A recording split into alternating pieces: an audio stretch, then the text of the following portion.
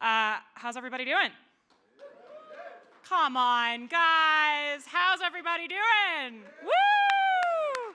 In case you haven't realized, I am an extrovert. That means I get my energy from other people. So if you want to have a good 3 days, I'm going to need you guys to be a little bit more energetic because then I can do my job better.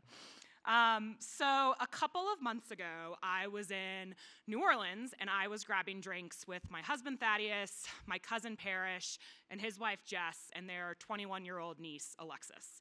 And my cousin, Parrish, is an interesting guy. He is Cajun to the core, right? Born and bred in Kenner, Louisiana. He is not on social media. He doesn't have a permanent residence. He lives Airbnb to Airbnb, going from startup idea to startup idea. He's eccentric, he's loyal, and he's just one of those guys where you never really know what's going to come out of his mouth, right?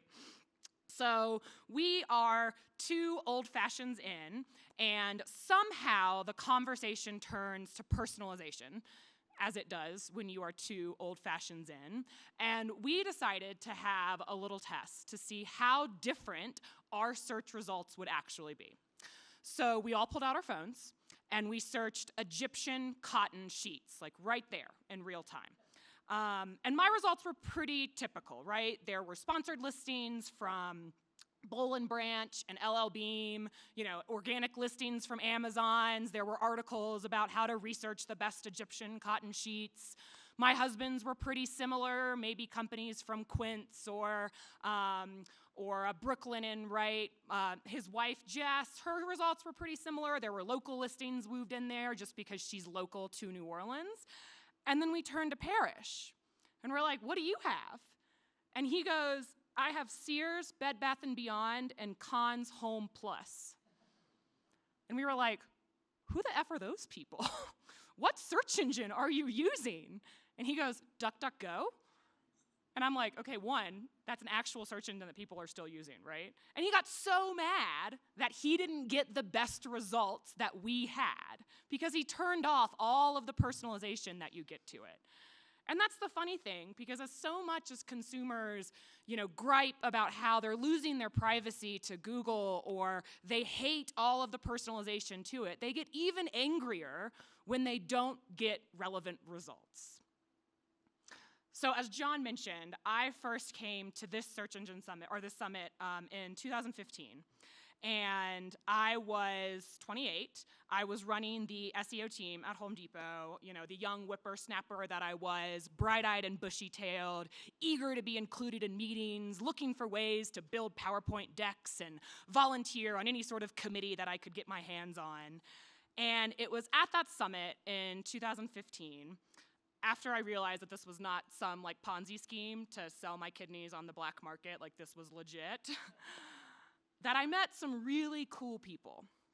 And we had a great 3 days, like you guys are about to today, and then we all went home. But what happened is I started talking to those people regularly. Some of those people, many of those people, are here in this room today. They became confidants to me. I went to them for advice. They helped me through career changes when I got laid off. I talked to them about budget pacing and how to deal with leadership when they're challenging the metrics I'm going through, or, swapping war stories around whatever the F Google was doing that particular day. And they'd become people that I would vet vendors through, right?